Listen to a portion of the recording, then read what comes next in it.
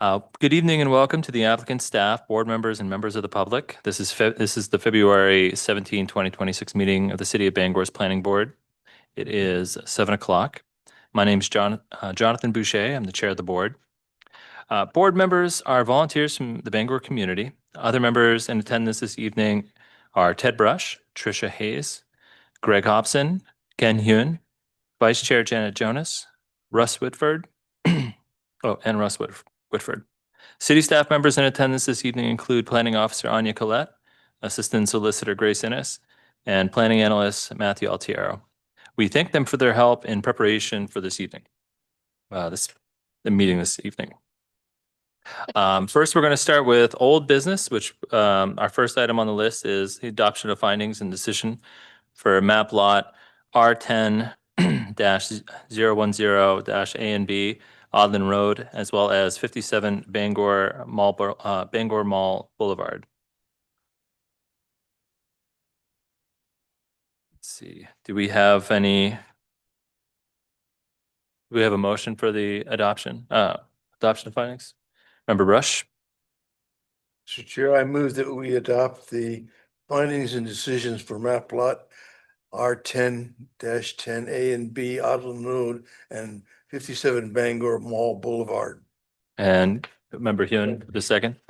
All right, a roll call vote. Member Brush? Yes. Member Hayes? Yes. Member Hobson? Yes. Member Hyun? Yes. Member Jonas? Yes. Member Whitford? Yes. The chair votes yes.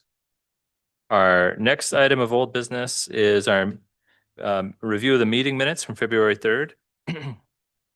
Are there any modifications or comments to the meeting minutes from the 3rd? If not, I would look for a motion. Member Hyun I'll second. and Member Hobson with the second. So we'll do a roll call vote. Member Brush? Yes. Member Hayes? Yes. Member Hobson? Yes. Member Hyun? Yes. Member Jonas? Yes. Member Whitford? Yes. And the chair votes yes. That brings us to new business. So the planning board has two main roles. First, we review amendments to the land development code, which typically include either changes to zoning districts or changes to text within the code. Our review of these amendments includes adherence to the comprehensive plan, as well as considering the applicable concerns from the public. Our vote on these items is in the form of a recommendation to the city council as to whether the item ought to pass or ought not to pass. The city council makes the final decision on zoning and land development code changes. There are 3 items on the agenda for tonight. There's 1 zone change and 2 code amendments. Secondly, the board serves as a regulatory authority for land development permits, commonly known as site plan review. There are no land development permit items on the agenda for tonight. And then further information on the city's codes and standards and the comprehensive plan may be found at the city's website. So item presentation for tonight. For all items, the applicant or their representative should come forward to the podium and provide a brief introduction to the proposal, and then they should stay at the podium while we consider the questions from the staff or other board members. For code amendment, staff may make the presentations. Once an item has been presented to the applicant, the applicant may be seated, and we will allow time for public comments. For public comments, the person should come to the podium, introduce themselves, state if they're a Bangor resident and/or an abutter to the property, and indicate if they are for or against the proposal. It's also helpful if you present your thoughts based upon the city codes and standards and the comprehensive plan, as these are the primary documents used by the board to make our decision. All comments and discussion should remain respectful and considerate to others. Once public comments are completed, we will close the item to public comment. The board will then deliberate on the proposal using the applicable standards. Once a project you are interested in has been reviewed, you may leave the meeting, but please be respectfully quiet so as not to disturb the review of other agenda items. And our first item of new business today is the zone change for Ohio Street, map lot R23-003-B, Rural Residence and Agricultural District RR and A. So a rezoning to Government and Institutional Service District G and ISD. And then the change is to amend the land development code by changing the parcel of land located on Ohio Street, map lot R23-003B from the Rural Resident and Agricultural RR&A to the Government and Institutional Service District G and ISD. Said area of land contains approximately 6 acres total and is more particularly indicated on the map attached here too and made part hereof. And then we have the applicant dash owner, which is the Rock Church.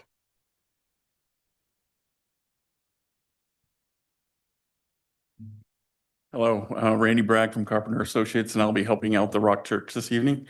They've asked me to speak on their behalf in their absence, so I apologize for their absence. So they are looking for a zone change on a piece of property that abuts their current location, the Rock Church. If you know where the intersection of Ohio and Finson Road is, this property is about 6 acres. It's just to the north of this property and abuts it. And it was probably part of this original lot, originally was split at some point, given by its designation. The intent of the property, once, if they are successful with the zone change, is to create a location for their central headquarters, if you will, or central offices, and some small warehousing space for materials for all of their satellite locations. I'd be happy to answer any questions, but that's pretty much the intent. Thank you. Any comments from staff? Any questions for the applicant or the representative?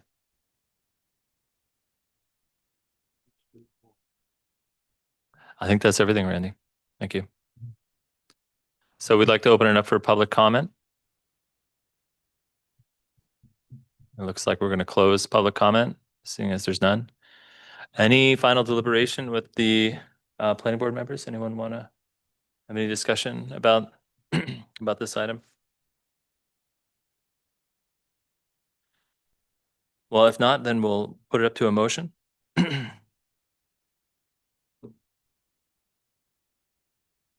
Member Brush, Chair, I move that we recommend the city council should approve a zone change for Ohio Street map lot 23-003B from rural residence and agricultural district to government and institutional service district. thank you. Do we have a second? And just for clarity, we're saying this is ought to pass, so. Ought to pass. Yeah, I know, just to be a stickler. All right, well, thank you. With that in mind, we'll go to a roll call vote. And we have Member Brush. Yes. Member Hayes. Yes. Member Hobson. Yes. Member Hune. Yes. Member Jonas. Yes. Member Whitford. Yes. And the chair votes yes. With that, this will go to planning, this will go in front of the city council at the next meeting, I think, for final review and approval. Thank you. Our next two items are amendments to the Land Development Code.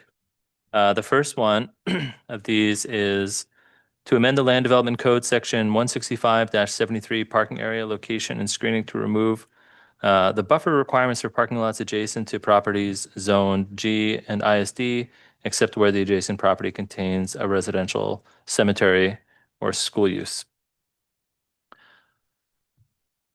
Planning Officer Collette. Yep. So we workshopped this with you previously. So I won't rehash everything, but we did take into account your feedback that you did want a buffer between properties that do have the residential cemetery or school use. So we made that change. We did take this to the parking committee for any parcels that would be affected downtown, and they were okay with that change as well. So that's all I have. Open to any questions. Any questions from the planning board members? So we'd still want to open this up for public comment. So I'm opening it to public comment. Do we have any Zoom participants or anything for tonight? Okay, then we will close public comment. And any additional discussion on this item? Does anyone have any questions about what it's doing? All right, then we'll look for a motion on the First Amendment. Member Jonas. Chair, I move that we recommend to council ought to pass to amend the Land Development Code, section 165-73, parking area location and screening to remove the buffer requirement for parking lots adjacent to properties zoned GNISD, except where the adjacent property contains a residential cemetery or school use. Thank you. And do we have a second? Member Hayes. And then we'll go for a roll call vote. Member Brush? Yes. Member Hayes? Yes. Member Hobson? Yes. Member Hune? Yes. Member Jonas? Yes. Member Whitford? Yes. And the chair votes yes. So at that one, we'll also be expecting to go in front of city council at next meeting. Our third item of new business is to amend the Land Development Code, section 165-13 definitions to remove State Street from the minor arterial street definition. Planning Officer Colette. Yep, so this is just a change from last time. Council did want us to bring back this just to fix the clerical error in the definitions with State Street. So that's what this is doing. Thank you. Any questions for staff? We'll open it to public comment. And I'll close public comment. And any final discussion among the planning board? I look for a motion. Member Hune? Sure, I recommend that we, say ought to pass to amend the land development code, section 165-13 definitions to remove State Street from the minor arterial street definition. Thank you. In a second. I'll second. Okay, Member Hobson, thank you. And a roll call vote. Member Brush? Yes. Member Hayes? Yes. Member Hobson? Yes. Member Hune? Yes. Member Jonas? Yes. Member Woodford? Yes. And the chair votes yes. So that item will also go before the before the city council's next meeting. Other items that we had here, we had some draft changes to review on how best to comply with new state laws. And I presume Planning Officer Colette, you are going to walk us through this. Yes, let me get myself sorted here. So this is the first round of changes. I wanted to split it into two different rounds just because there's so much here to change. And we're still kind of trying to figure out how to apply these laws to the developing areas and rural areas, the uses in those zones. So we're going to work through that this week, hopefully, and we'll bring back another round. But this first round addresses edits in the more urban zones, like URD 1 and 2, land development permit requirements, and parking requirements, particularly for affordable housing, accessory dwelling unit rules, and the affordable housing density bonus rules. So it changes for the affordable housing density bonus. It, just for clarity's sake, wanted to move the definitions that are just in that affordable housing density bonus section and move them to the general definition section, just because like the new state law allows you to increase the height or reduce the parking restrictions for what they call affordable housing developments, which means that a development doesn't necessarily have to be using the density bonus to get those extra things. But if it meets the definition of an affordable housing development where it meets those income restrictions and they have a long-term affordability covenant, then they can get those additional height and parking allowances. So it just felt clearer to move those definitions to the main section. And so in alignment, again, with those changes, we, added to the affordable housing density bonus article, those provisions about height and parking. We also added stipulations that were in the state law about providing verification of, sewer and water capacity and things like that. When it comes to the ADU rules, not a lot changed. Well, kind of a bigger change was that we now have to allow ADUs on lots with 1 to 3 dwelling units. So if they have a single family home, duplex or triplex, or however they arrange those 3 units. Also, the minimum square footage in I think it's the building code, had been reduced from 190 to 260 square feet. And per state law, we have to follow that code. So I reduced that in the language. Are there any questions on that piece before I go on? Yeah. What I understood. Oh, Member Hune, your mic is off. Your mic is turned off. Is it, even though we're complying with the state law by doing this, they still have to meet the requirements around impervious surfaces and things like that? Yes, definitely. And I was going to cover that later because, so much is changing with URD 1 and 2, really all the zones by allowing, having to allow 4 units on a 5,000 square foot lot. the key limiting factors now will be impervious surface area, lot coverage, floor area ratio, all those different things. So setbacks, height, so there's a lot of different controls on the actual building on the lot. So, yeah. Any other questions? Does anyone have any? Could you give us a definition to understand? Maybe it's just me, the long-term affordability covenant. When we say that, what does that mean? That means they would have to execute a covenant with the city. So it would have to pass through legal and it would have to be recorded at the Registry of Deeds. So it would be tied to that property. And it would say, for the next 30 years, this number, at least half of your units have to be affordable to low to moderate income people. All right. So- Yep. Okay, so moving on. So the biggest changes are the units per lot minimum and the minimum lot size on our zones. So for URD one, we would have to allow 4 units on a 5,000 square foot lot. There's different caveats to that, though. The state basically made 4 different scenarios, and it's A, if you're inside our growth boundary and you're on public water and sewer. B, if you're outside our growth boundary, but you're on public water and sewer. We do have a few places like that in the city. And then C, if you're inside the growth boundary, but not on water and sewer, and we do have quite a bit of that too. And then if you're outside the growth boundary and outside water and sewer.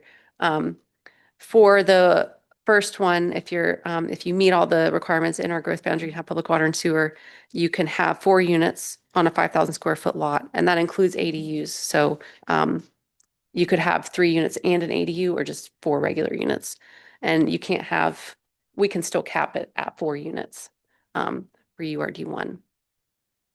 If it's outside the growth boundary but has public water and sewer, the minimum lot size would be 5,000 square feet for the first 2 units, and then an additional 5,000 square feet per unit up to 4 total. So you would end up you could put 4 on a 15,000 square foot lot. If it's inside the growth boundary but does not have public sewer, then it has to meet the minimum lot size requirements for septic according to state law. So that's a minimum lot size of 20,000 square feet for the first unit. And then each additional unit up to 4 would have to meet, it's like a proportion of related to the minimum sewage disposal requirements. So we would just refer to the state law for people to calculate that.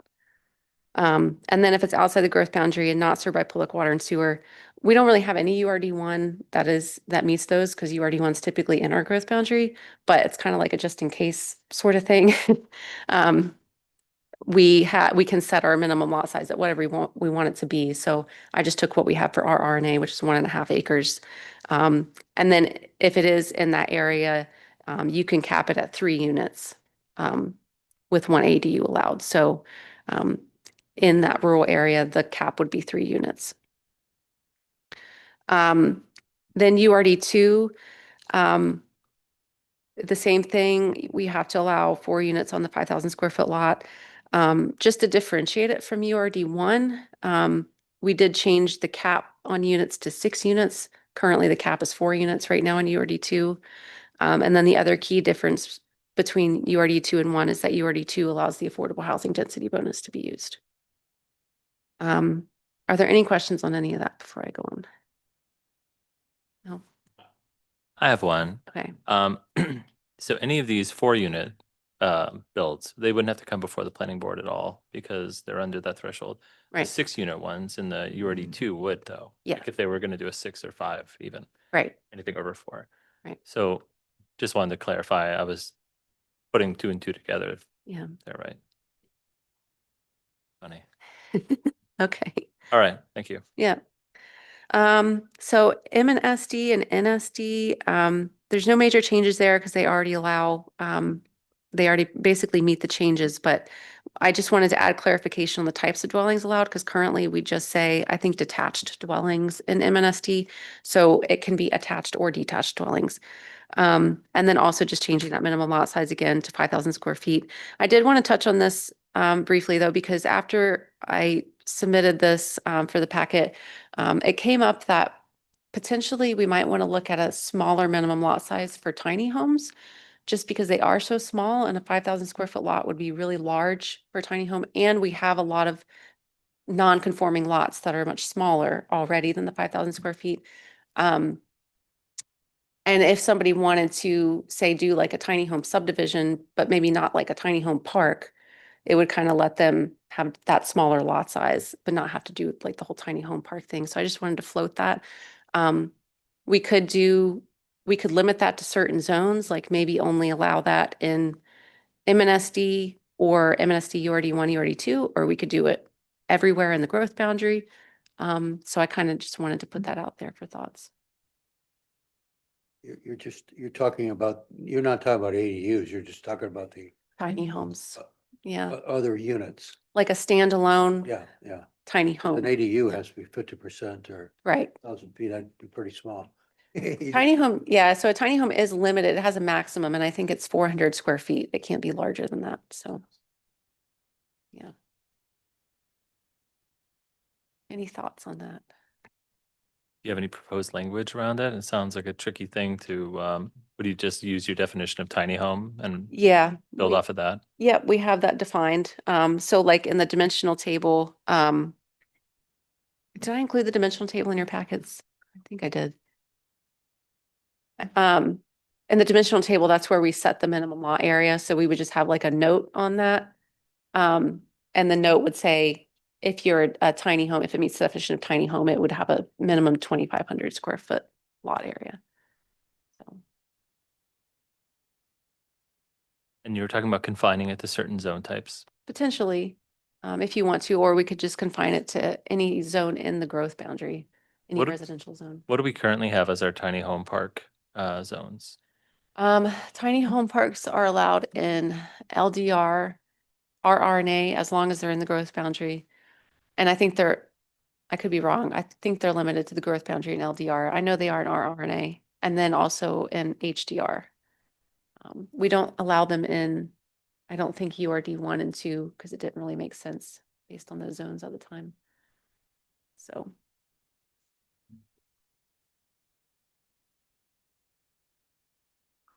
So I would say the LDR one makes sense and the rRNA makes sense. The URD2 might even possibly make sense, but the URD1 seems like there's no applicable, well, I don't know.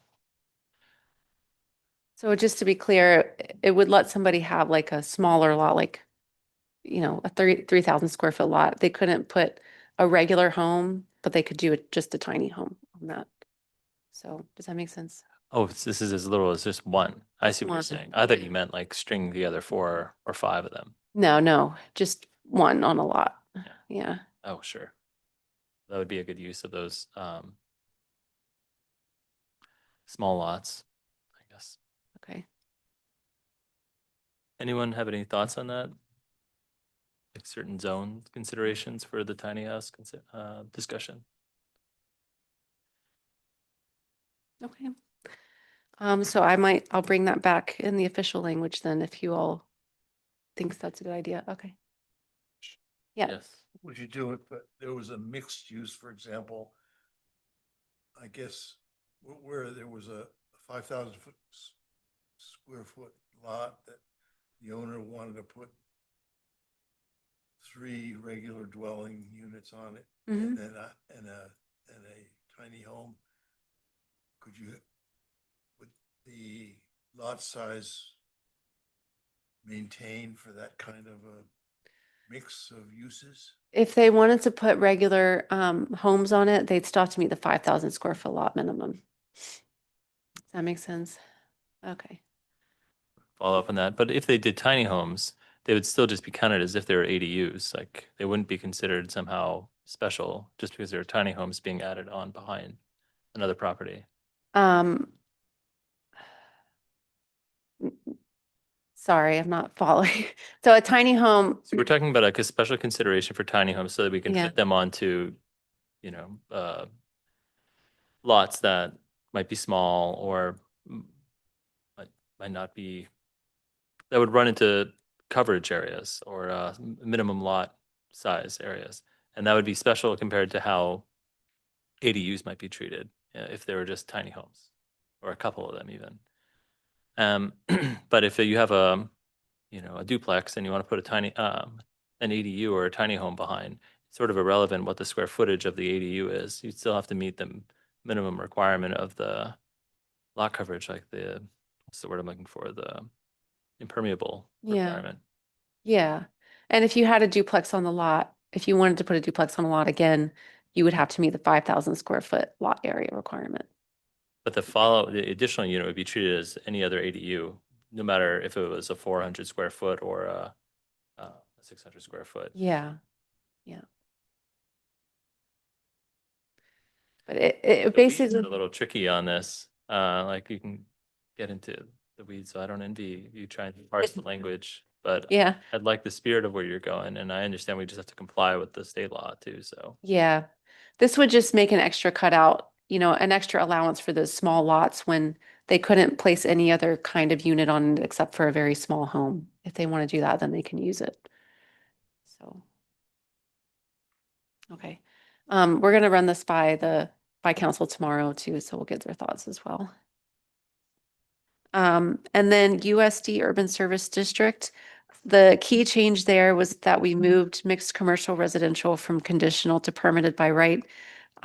Primarily because the language says in the draft rulemaking that you can't be more restrictive for housing in commercial zones than, I can't remember the exact wording, but it was like you have to meet all the requirements that they set out in the language for minimum lot size, ADUs, et cetera. So basically, like you have to follow the same rules when you're looking at residential and commercial zones.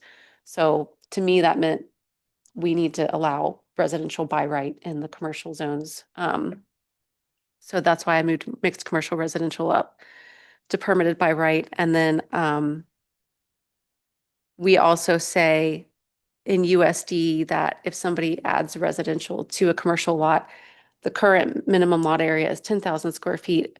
And you have to have additional lot area for each residential unit you add on. So I changed that to be, you just need a minimum 5,000 square foot lot for the residential units. And then they can use the affordable housing density bonus and everything. Does that make sense? Yeah, am I correct that part of these changes is that you can put residential inside of a commercial unit? Mm-hmm. Yeah, And there's a restriction on that. right. So you could turn them all into a residential place without changing the zoning. Yeah, but you can already do that because we already allow multifamily residential in SNPS, which is the mall zone, so they could already do that. Yeah. Okay, so that's it for the zones. Then for the land development permit requirements, we have two provisions in there that are basically like when you're creating 3 or more structures or putting 3 or more units in a dwelling or building, sorry. Basically it has to go to the planning board because we were basically in a way referring to subdivision, state subdivision law. So we just scratch all that and we just refer to this actual state statute in case that changes again. It just makes things simpler. And plus in the state law, there's all kinds of exemptions and things like that. So it just makes it cleaner.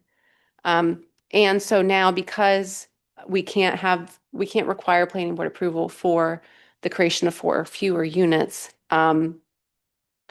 that will change that. And the draft rulemaking also says we have to apply the same review process for single family homes, or as we do to single family homes, to duplexes, triplexes, or quadplexes, so a building permit. However, we can still require review for parking and buffers and things like that. So we're proposing requiring minor site plan revision, which is basically staff review for creating parking lots between 5 and 20 spaces, because currently we only require planning board approval for creation of parking lots that are 20 or more spaces or expansion of a parking lot that's 20 or more spaces. So, if somebody created a 4 unit and they only needed a 4 space parking lot, it still would only need a building permit. But that we're talking about a really small, like it makes sense to maybe only have building permit for that because, you know, some people's driveways are like 4 spaces.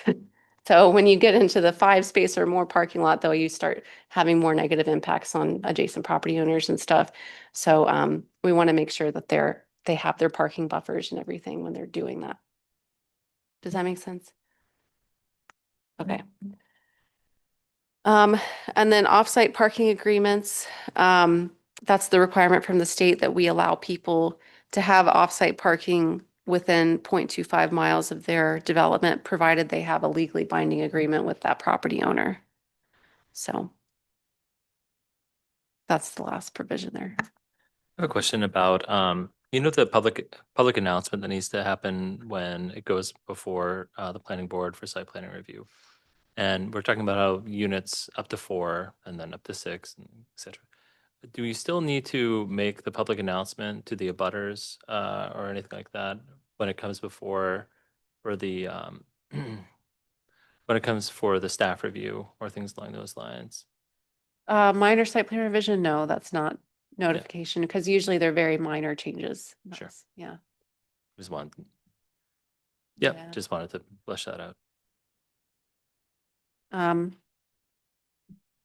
mean, we can change the land development permit requirement, you know, or if you feel like having a parking lot that's between 5 and 20 spaces, if that's like too big to be minor site plan review, we can look at that. Well, no, I'm just thinking about what is the impact of these changes, and one of the things is that the abutters aren't going to get notified of them. Yeah, As but- much as they are today. Today, they're getting more notice because it goes before the planning board and has to get, you know, Yeah, the message has to go out. Here, we're going to see less of that, but that we have to be in compliance with the state, so I understand. I'm just yeah. comparing it. Yeah, the key things that will change will be, you know, sometimes you get applications for a 4-unit that, you know, the building itself probably doesn't look too different from the surrounding buildings. The parking lot is the key thing that might be different. But to be honest now, like if somebody was only proposing a parking lot and it was less than 20 spaces, we currently don't have any kind of permit process for that because we don't say that it needs to go to anyone if it's fewer than 20 spaces, except unless they were doing grading and fill and they were changing the slope of the land by more than a certain percent, then it would need planning board approval. But if they're just putting a straight parking lot, that's like 15 spaces, then they don't need review. So this would actually create more review for that. I guess the example I'm thinking of is if someone were to tear down a house in a URD1 and then put up a 4-story condo, they could do that. Well, they still have to meet the height requirements, so 35 Maybe not feet. 4-story. Yeah. Maybe fair enough. 3-story. Yeah. Yeah. Okay. And I'm not even saying I'm opposed to this, but without any notification. It's just, it's different than what people are used to. So that's sort of the con about going forward the way we have to with this is that Yeah. slightly less communication, but that's all I was getting at. Any other thoughts? Okay. Well, sounds like there's no major changes. So again, I'm going to be reviewing this with the Business and Economic Development Committee tomorrow, and pending no changes from them, it'll be around for formal approval. Okay. Thank you. Yep. Did we want to move on to the 2026 APA trend report? Yeah, I won't review that. It was just there for your reading benefit to be aware of things. Okay. So, Any discussion before we move on to the follow-up thoughts on land use plan updates? Is there any updates from recent activity at city council that you want to share with us? I don't have any updates on that, except that our land development code consultants have said they're going to get the first draft to us next month. And that'll be reviewed at the staff level, and then we'll have a new draft out for you guys to review. So I envision it probably will take a few months to review at the staff level because it's going to be pretty big. So, Maybe you already covered this, and maybe You mute. If the parking lot thing you were talking about, less than 20 spaces. your microphones. Your mic is Sorry. The parking lot situation, you were talking about less than 20 spaces? Yeah. They're required to do buffers? Yes. Yep, any parking lot over 5 spaces. Yeah. If it's adjacent to residential, or now GNISD. if- That's what I thought, but when you said it didn't need to be reviewed or Yeah. anything. I was Well, sort of- Yeah, it'll need to be reviewed by us, to make sure it meets all those standards. Yeah. All right. Any final discussion? Any comments before we wrap up for tonight? All right. It is 7:35 and this meeting of the Bangor City Planning Board is adjourned.